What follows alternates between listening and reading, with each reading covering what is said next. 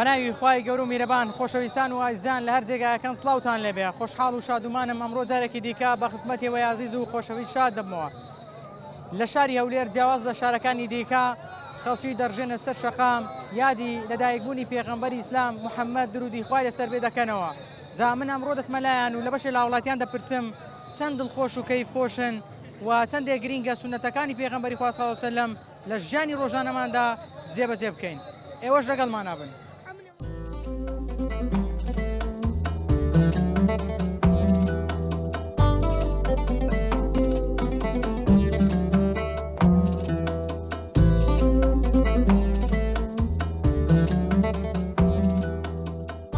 السلام عليكم. عليكم السلام ورحمة الله وبركاته. چۆن خۆشەویستی خۆمان بۆ پێغەمبەری خوا صلی الله علیه و سلم دەرببڕین.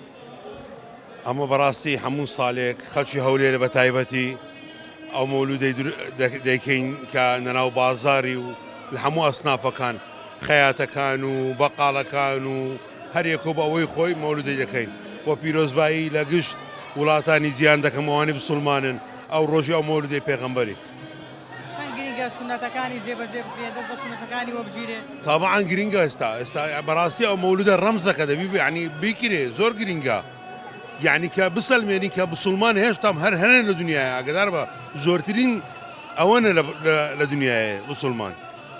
هەموو ساڵێ لە قەڵای هەولێر یان لە هەولێر ئەوە یادی پێغەمبەری خوا صلی الله علیه و سلم دەکەن. هەموو ساڵە دەیکەین و هیچ ساڵە چیش وەلەو کە معاناتمانە بۆ ساڵە توانمان سوتا بوو نەناو قەیسەری بەس هەر کردمان چکاوە قەت دەبی ناکەن وەلەو پێغەمبەرمانە درودی خوای لەسەر بی یا ڕەبی. بارودۆ خەشەوە لە بیرت نەکەن. قەت لە بیری ناکەین پێشەوەمانە. السلام عليكم. عليكم السلام. چۆن دەست بە ڕێبازی پێغەمبەری خوا بگرین صلی الله علیه و سلم.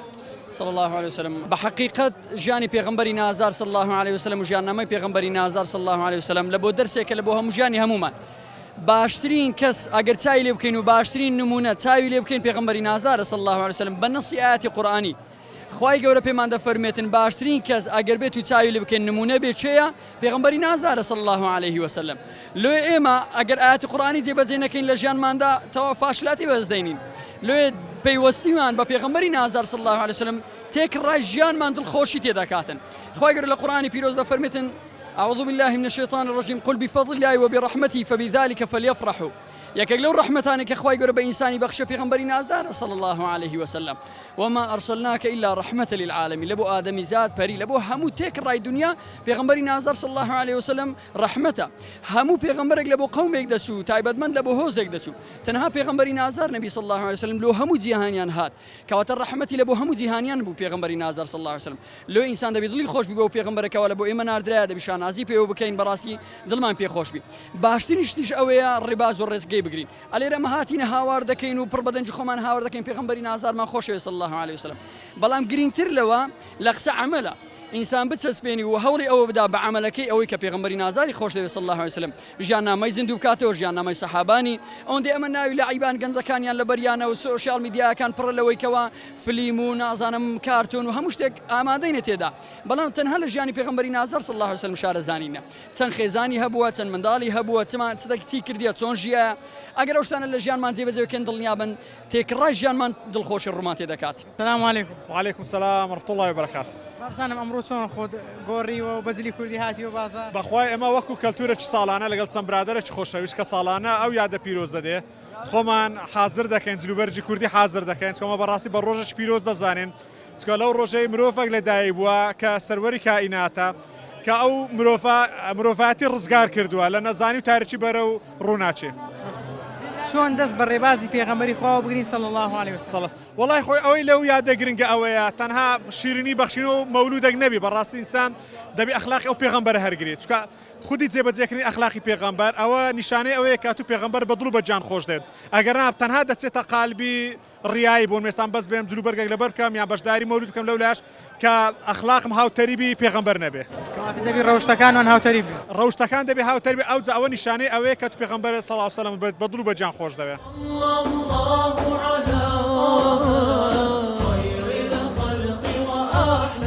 ئەمڕۆ چەند دڵت خۆشە چەند کەیف خۆشی.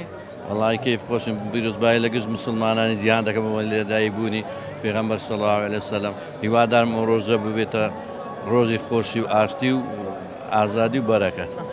چەند گرینگە ئێمە دەست بە ڕێبازی پێغەمبەری خوا بگرین صلی الله عليه وسلم سنەتەکانی جێبەجێ بکەین لە ژێر فەرمایشتەکانی وی دابین. والله پێویستە هەموو مسلمانان لەم ڕۆژەدا ڕێبازەکەی نوێ بکەنەوە و بەڵێن دووپات بکەنەوە و دڵیان سافکەن لەگەڵ دڵیان سافکەن لەگە بەرامبەرەکانیان بەسەر ئەوە نیە ئەو ڕۆژ ئەت و سکولێت و شینەمەنی تەوزیعکە دەبێت دڵ سافکە بەرامبەر بە دینەکەت و بەرامبەر بە مسلمانە. بابزان ئەمڕۆ چەند دڵخۆش و کەیفخۆش؟ ئەوڕۆ هەست بە دڵخۆشێکی یەکزار زۆر دەکەم کەوا بەشداری لە یادی لەدایکبوونی پێغەمبەرمان پێغەمبەری خوا سەڵات و سلامی خوای لێبی دەکەین لە شاری هەولێر. ئێمە وەکو شاری هەولێر وەکوش خەڵکی شاری هەولێر هەموو ساڵێک لە 12 ڕەبیع الأول بە گروتینێکی زۆرەوە دەین بەشداری یادی مەولودی پێغەمبەری خوا دەکەین، دەینە پارکی شار، دەینە بازار، بەشداری مەولودەکانی ناو مزگەوتی بازار دەکەین، یادی مەولودی پیرۆز بەرز دەنرخێنین. ئەلێرکوانە پیرۆزبایی خۆم لە گەشت مسلمانانی جیهان دەکەم. سلام علیکم. وعليكم السلام ورحمة الله خۆش و کەیفخۆشی. بسم الله والصلاة والسلام على محمد رسول الله. ئەوەی ئێمە لێرە دەبین هەمووی دڵخۆشیە بە بۆنی لەدایکبوونی سەروەری مرۆڤاتی محەممەد صلی الله عليه وسلم. گەرمترین پیرۆزبایی لەسەر جەم مسلمانانی جیهان و کوردستانی بە تایبەت پایتەختی هەولێر دەکەم. ماشاءالله ساڵانە لە هەولێر ئاهەنگ بۆ لەدایکبوونی پێغەمبەرمان صلی الله عليه وسلم ساز دەکرێت. ئەو هەموو خەڵکە بە جۆش خۆش و لە ناخی دڵەوە ڕژاونەتە ژێر قەڵا سەر قەڵا ماشاءالله هەمووی بەوتنی اللهم صل على محمد وعلى آل محمد سيدي اللهم صل على محمد وعلى آل سيدنا محمد هەمووی بەوتنەوەی ئەم سەڵاواتەوە یعنی دەڵێنەوە ئەم سەڵاواتە دەڵێنەوە و هەمویان ئاواتە خوازم بە دیداری پاچی محەممەد صلی الله عليه وسلم. اللهم صل على محمد وعلى آل محمد.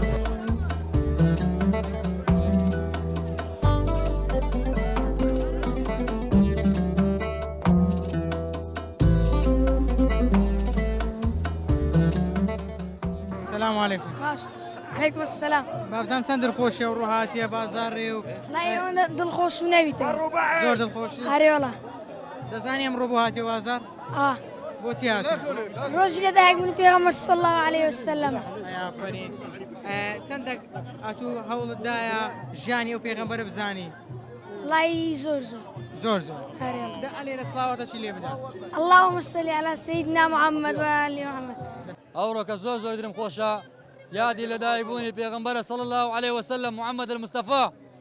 هەموومان دڵخۆشین هەموومان بە یادی محەممەد صلی الله عليه وسلم هاتینە بە یادی محەممەد دەکەین ئینشاءالله هەموومان درمان خۆشە هەموو سارێ یادی دەکەینەوە ئینشاءالله. چەند ئەتوو سنەتەکانی جێبەجێ دەکەی چەند سنەتەکانی زیندوو دەکەیەوە؟ ئینشاءالله بە پێی توانە ئەوەی پێم بکرێ هەموو سنەتەکان جێبەجێ دەکەم ئینشاءالله. سڵاوی خوای گەورە لێبی بزانم چەند دڵخۆشی ئەمڕۆ؟ عليك السلام ورحمة الله وبركاته. وڵات دڵخۆشم بە لەدایکبوونی پێغەمبەر عليه الصلاة والسلام. ما لەو یادەیە گەورەتر نییە بۆیە دڵخۆشم. بەس ئەگەر ئەمە بمانەوەی پێغەمبەری خوا بناسین عليه الصلاة والسلام ئەبێ تەماشای ژیانی مرۆڤەکان بکەین پێش هاتنی پێغەمبەر عليه الصلاة والسلام و دوای هاتنی پێغەمبەر عليه الصلاة والسلام.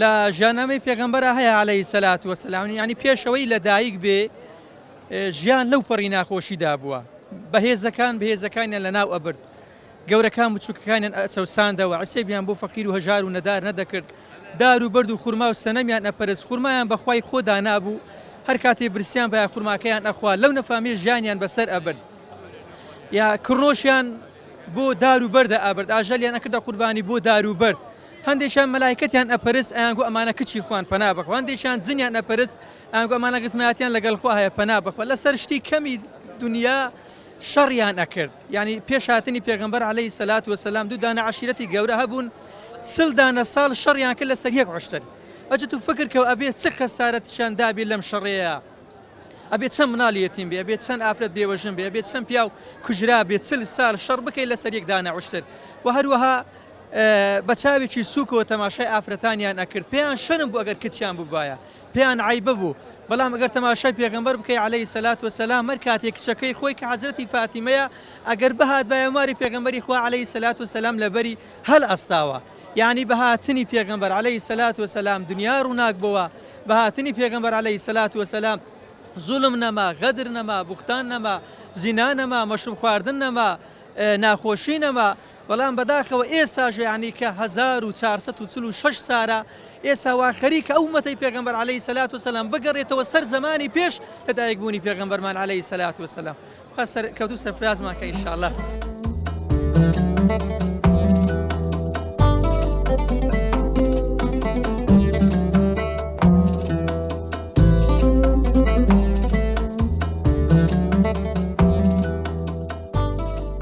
سەرەتا هزار سەڵاوەت لە ڕوحی پاک و دیداری پێغەمبەر صلی الله علیه و سلم.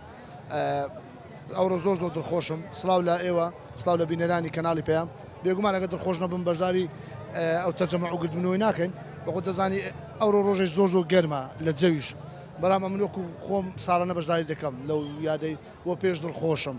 چەند گرینگە ئێمە دەست بە ڕێبازی پێغەمبەری خوا بگرین صلی الله علیه وسلم. ئەوە زۆر زۆر گرینگە تەنها بەشداریکردنەکەنی بەشداریکردنەکە چەند سەعاتەیە و دەربڕنی خۆشیە. بێگومان ئەمە هەموو تاک بە تاکێکمان وەکو مرۆڤایەتی لەناو مرۆڤایەتیش وەکو موسڵمان و لەناو موسڵمانیش وەکو کورد ئەمە قەرداری پەیامە پیرۆزەکەی پێغەمبەر صلی الله علیه وسلم، قەرداری فەرموودەکانین، قەرداری ئەو ڕێبازە پاکەین. چێ دەرێکە پێغەمبەر صلی الله علیه وسلم پەیامەکەی نەبایە ئەمن ئێستا لەسەری چ خۆڕایی ئەتم دەکوشت، مارم دەخواردی، خینم بە عەرار دەزانی، بەڕەوام دەزانی. ئەو شتانەی کە ناکەم پەیامەکەی وێ وەیکردنەکەم لە مرۆڤی لە نەفامی ڕزگار کرد. هیچ گومان لەوەی دانیە مرۆڤی ڕزگار کردیا ئەوەی موسڵمانیش نییە بڕۆ لی پرسە ئەوەندەش تێبینی و گلەی لەسەر پەیامەکەی پێغەمبەر صلی الله علیه وسلم. پێغەمبەر صلی الله علیه وسلم فێریکردنە هەر لە لاردانی بەردەک لەسەر ڕێگا هەتا نەکوشتنی ئینسانەکان، نەخواردنی ماڵی کەسەکان، لە میرات، لە ڕێزگرتن لە داکوباب، لە گەورەی لە گچکەی، لە هەمووی فێریکردنە. کەواتە کەسێک ئەوەندە لەوت باش بێ، کەسێک پەیامەکەی ئەوەندە جوان بێ، ئەوەندە پڕبەها بیتن. ئەدی ناکرێت مەسەلەن ئەگەر بە دەربڕنی چەند سەعاتێک خۆشیش بەشداری بی ئەمن لە یاد لێدایبوونەکەی دڵخۆش بم. ئەو سەروەرە ڕۆژی ئەو ڕۆژەیەکەمە یاد دەکەینەوە. سەروەرمانە تاندی سەرمانە پێغەمبەر صلی الله علیه وسلم. لەو ڕۆژەی مەزنتر هەیە زۆر دڵخۆشە. حەدیگو هەدێکە درم خۆش نەبەدات مێرە بەوتەمەنە نەداهاتم وەنیە لە خۆشەویستیان هاتووی. عادی لە خۆشەویست پێغەمبەری صلی الله علیه وسلم ڕوحم بە قوربانی بێت لەو چاتی نێرەکانە. ئەگەر پرسیارێکی تایبەت بکەم پێغەمبەری خوات بدیت بە صلی الله علیه وسلم چیت پێ دەبوو؟ والله دەزانیت چییە ئەگە پێغەمبەری صلی الله علیه وسلم بمدیت با ئێستا نەفسم دیتە نەفسی شتە. چونکە یعنی بەرنامەکانی حەدیثەکانی هەموو ئامۆژگاریەکانی لە ناو دڵ و دەروونماندایە. زندی و ڕۆیشتن عینەشتە. چەند گرنگی بە سونەتەکانی دەدەی، سونەتەکانی جێبەجێ دەکەی؟ والله ئینشاءالله هەموو کاتێک لەگە پێنج فەرزەکان هەموو سونەتەکان ئینشاءالله جێبەجێ دەکەم. هەتا مردن جێبەجێ دەکەم وەشی مردیشم هیچ نامینێ کۆتایی پێ دێ و کاتێک ئینشاءالله ئینشاءالله بە ئومێدی خوای مەزن ئەم گۆشتە من درێژ بن خوا حەفزتان کە لە قەزا بەراو شەڕی شەیتانی ئەم گۆش ئەمەش دەبی سونەتەکانی جێبەجێکەین هەتا دەمری. ئەوڕۆ بەنسبەتە من خۆشترین ڕۆژی ژیانمە. ئەو ڕۆژەیەکە دنیای تاریکی لێمان بۆ ڕووناچی، ئەو ڕۆژەیەکە خۆشی و ئاشتی و برایەتی باڵێکێشا بەسەر هەموو جیهاندا. ئەو ڕۆژەیەکە گەلی کورد توانی لە زولم و زۆری ستەمەکانی ڕابرد و ڕزگاری بێ بەهۆی پەیامی پێغەمبەری خوا عەلەیهی سەلات وەسەلام کە هەموو کوردستانی ڕووناکردەوە. ئەو پەیامێک کە تاوەکو ئێستا هەموو خەڵکی کوردی کردە برا خۆشەویستی یەکتر و دەبینین 1400 ساڵە ئەو خۆشەویستی ئەو برایەتی لە ناو کوردستاندا بەو شێوەیە ڕەنجی داوەتەوە. بۆیە گەلی کورد هەمیشە پێغەمبەری خوا عەلەیهی سەلات وەسەلام لەسەر چاوانی خۆی دادەنێ و دەکاتە پێشەوا و پێغەمبەری خۆی و هیچ کاس قوبڵ ناکات. گرنگە سونەتەکانی جێبەجێ بکەین. سنەتی پێغەمبەری خوا عەلەیهی سەلات وەسەلام و خۆشەویستی پێغەمبەری خوا بریتیە لەوەی کە دەرگای خۆشەویستی خوامان لێ دەکاتەوە. خوای گەورە دەفەرمێ ئین کنتم تحبون الله فاتبعوني. ئەگەر دەتانەوێت خواتان خۆش بێ دەبی شوێن سنەتەکانی پێغەمبەری خوا بکەین عەلەیهی سەلات وەسەلام. ماشەڵڵا ڕۆژش زۆر خۆش گەورە و پیرۆز مبارەکە. پیرۆزبای لە هەموو موسڵمانان جیهان دەکەم. خۆشە ئەوڕۆ؟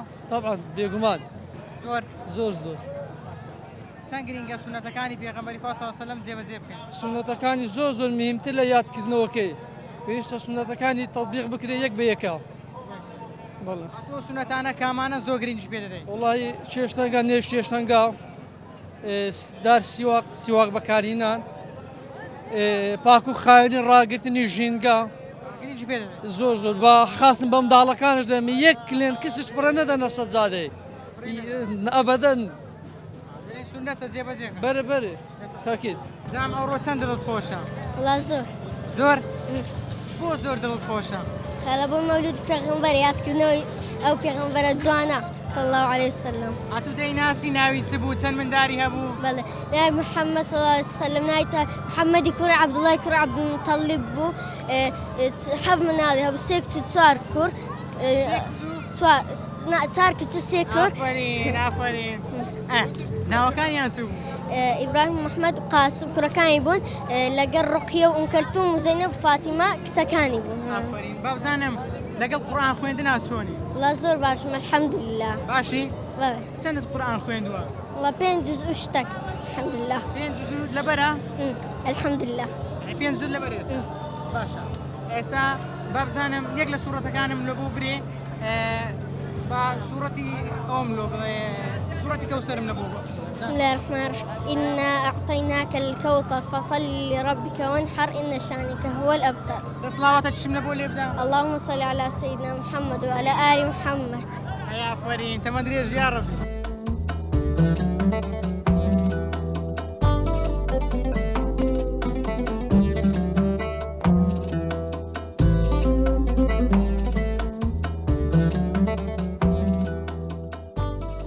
عبدالمطلب با پیری پیغمبریه کافر جی بی بس کیف خوش بی کو پیغمبری پیدا بی عذاب سمل روجا دوشن بیده سوک بید بس مجرد کیف خوش بی کو بینا پیغمبر علیه السلام تو تیگشتم شو مانه ان شاء الله محمد کیف خوش رب العالمین دیوال مکرم هم روجی کیف خوش بین داک رب العالمین ما بتا بحشتی چندك سنتەکانی پێغەمبەر صلى الله عليه وسلم تطبیق دەکەیت الحمد لله هندی ما پیچی بیتن ام سنت پیغمبر تطبیق کی هندی ما پیچی بیت او قلبالهات نوکت بینه عرف عاداتین مید کردانه و تو انا نه فرض نه واجب اما فعل بینا سنت پیغمبر است تاریخ حیات پیغمبره او ایکل ضروریات تو فعل سیرت پیغمبر به علیه السلام ضروریاته بله ضروریاته بله في ضروریات مرو فعل سیرت پیغمبر بید صدان کتاب هدیه تالیف کنه سیرت پیغمبره اما اواتو بینه او عرف عاداتین من خر بینه و گونه و صحبت کی بودن باشه پیغمبر صلی الله علیه وسلم دجی ظلم و عدالتی بو سنگرینگا منو توش دجی ظلم مستنبه اصلا جاری اسلاماتی هات داوود شناب کتن يعني چطور انسان پیدا بیای حر چطور انسان پیدا بیای حر و تو تویتن بجی تیجی حر حريه جزء کی جیانا انسانیه والله اعلم وما ارسلناك الى رحمه للعالمين يعني الرحمه اللي هم زيان دابوشتك براستي اما وكو كرد اما وكو مسلمان الشاري هوليد ظلمان بوروجا گور زور زور خوشا خوای گور لا نيجو عبادتي هم لك قبول كا براستي روجي لدايقوني خوش شويس براستي روجشي زور گرنگ لبوما بس نك او روجا يادي بكينيوا حق هم روجي هر يادي خوای گور و پیغمبري خوما صلى الله عليه وسلم بكينيوا سنگرینگا سنتەکانی جێبەجێکەین سنتەکانی تطبیقکەین يعني بۆ نمونە ڕازگۆیی دەستپاچی ئەمانەت پارێزی بەڵێ ئەو شتانەی تو باست کرد هەمووی ڕاستە بەڕاستی حەقا هەموو ڕکونەکانی تەطبیق بکرێ لە ڕووی ئیسلامەتیەوە پێغەمبەر صلی الله علیه و سلم لەگەڵ ماڵ و منداڵی زۆر باش بوو هاتووژەها باشی زۆر زۆر باش لێت ڕازینە الحەمدولله سپاس ئەمڕۆکە ئەم منە کردن هەموو مسلمانان بە تێکرای جیهان هەمومان دڵخۆشن بە بۆنی یادی لەدایکبوونی پێغەمبەر صلی الله علیه و سلم کە 12 ربیع الأول بە بۆنی یادی لەدایکبوونی پێغەمبەر هەموو کە ڕەحمەتەکەی هەموو جیهان گرتووە وما أرسلناك إلا رحمة للعالمين نەک هەر بۆ کورد بەڵکو بۆ عەرەب و بۆ فارس و بۆ تورک و کە خوای گەورە ناردووی بۆ تاوی مرۆڤایەتی ناردوویەتی بە ڕەحمەت چەند گرینگە سونەتەکانی تطبیقکەین جێبەجێ بکەین لەژێر فەرمایشتەکانی ئەو دابین پێغەمبەر صلی الله علیه و سلم دەفەرمێتن فعليكم بسنتي وسنة خلفاء الراشدين المهديين لفرمويا دەست بە سنەتی منەوە بگرن و سنەتی خولەفای ڕاشدیەکان لە ئیمامی ئەبوبەکر و لە ئیمامی عومەر و لە ئیمامی عوسمان لە وەروە ئیمامی عەلی نەک هەر بەس بە قسە بێ بەڵکو بە کردار لە ژیان و ڕۆژنامەدا دەنگ بداتەوە چەند گرینگە سیفەتەکانی پێغەمبەری خوا صلی الله علیه و سلم لە خۆمان جێبەجێ بکەین سەرەتا سەڵات و سەلام لەسەر خۆشەویستی خوای صلی الله علیه و سلم ئێمە سارێ یەک ڕۆژ خۆشەویستمان خۆش دەوێت یەک ڕۆژ لەبەرەوەی پێغەمبەر صلی الله علیه و سلم فەرمی لەگە جیرانەکانت باش بە سنەتە لەگە جیرانت باش بی بەڵێ سنەتە لەگە جیرانت باش بی یعنی کابرا سەی لەگە برای خۆی ناکە بە مۆڵبەوەی هەیە سەد کەس لەو شارەی تەماشای ئەو خەڵکەیەکە هەموو هاتە دەرێ ئێستا لە 1970 لەوانەیە 150 قسەی لە برای خۆی ناگرە.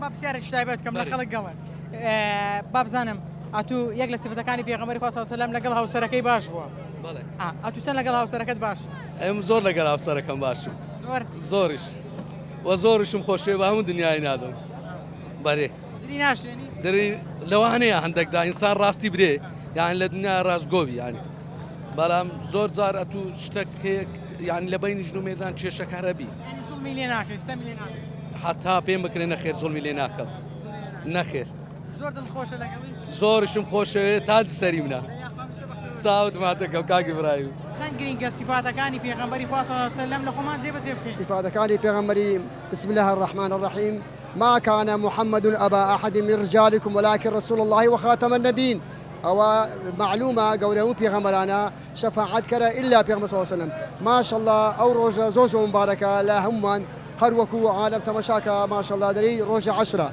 أما فخر لكن بو روجي كبيغمر صلى الله عليه وسلم لو روجة لا يدبوني بيغمر صلى الله عليه وسلم كيادي دكينوا بەڵام چەندە گرینگە سونەتەکانشی جێبەجێ بکەین سوورەکانی تاچیدە دەبی لەگەر نێژەکان ڕبتە وەکو ئەوە کە نێژ دەکرێت اللهم رب هذه دعوة التامة والصلاة القائمة آت سيدنا محمدا وهو پیغمبر فرموتي حل له شفاعتي يوم القيامة لدوان نێژ دەبی ئەو سونەتە هەموو بکرێتن سبحان یەک لە سیفەتە جوانەکان ئەوەیە پێغەمبەری خوا صلی الله علیه وسلم ئێمە فێر کردووە منداڵەکانمان پەروەردە بکەین بە ئەخلاقێکی بەرز چەند گرینگە ئەو خەڵکەی کە لێرەیە ئەو خەڵکەی کە گوێ بیسمان دەبی منداڵەکانی خۆی بەباشی بە چاشی پەروەردە بکاتن ئەوە طبعا عادی داک و بابیە لەبەوەی مندار بە خۆزانی مڕەبیە لە مزگەفتەیەنەوەی دوا ڕۆژە دەبی لەسەر داک و بابیتی کە کوڕم ئەوە مزگەوتە وهایە قیامەتە وایە سلوبی نێژە وایە ئەوە عادی داک و بابیە چ شتێک لە پێغەمبەری خوا صلی الله علیه وسلم فێر بووی لە خۆشەویستی خوای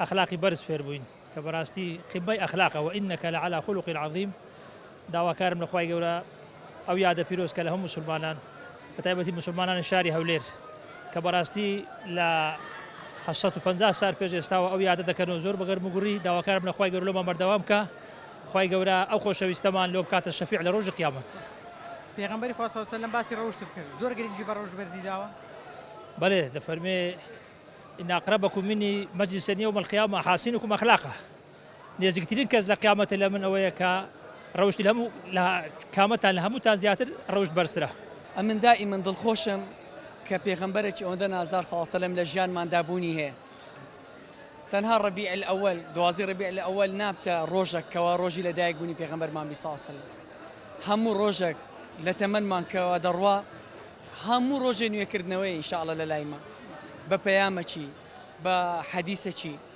بەوەی کەوا یەکێک لە کردارەکان ئێوە ئینشاء الله کەوا لە ژیانماندا دووبارەی دەکەینەوە بە ئیزنی ئەڵڵا ئەمە زانیتم ئەتوو دەنگ زۆر خۆشە ماشەڵڵا ئێستا داوات لێ دەکەم سرودێکمان پێشکەش بکەین ئینشاء الله بە چاوان ڕسوولم فارمووی ئادایی بیلاوال گیان بوا برحمي ناكي سردان مان كبان جفارمو قش خالشي جيريان بيريان هاتا اخ بيغمبار جان درون پرلازام زامم گرانا دوای درداکم پیغمبر جانا ای دوای درداکم ولا مدينة ولا روضاكي طه الأمينة يا رسول الله سردار عزيز چون لا ظلم دي بڵێم خوا حافیز ئەوەی کە بینیتان و بیستان سەرنج و تێڕوانی بەشێک لە وڵاتیانی شاری هەولێر بوو دڵخۆشی بەشێک لە وڵاتیانی شاری هەولێر بوو کە ئەمڕۆ ڕژاونەتە سەر شەقامەکان بە تایبەتی لە بەردەم قەڵای شاری هەولێر خەڵکێکی یەکجار زۆر کۆبووە بووە و پەیامی ئەویان هەبوو کە ئەوان دەست بە ڕێبازی پێغەمبەری خوا دەگرن صلی الله عليه وسلم و سونەتەکانی جێبەجێ دەکەن تا پرۆگرامێکی دیکەم وتان بەخوای گەورە دەست پێرمە شاد و کامەران بن خواتان لەگەڵ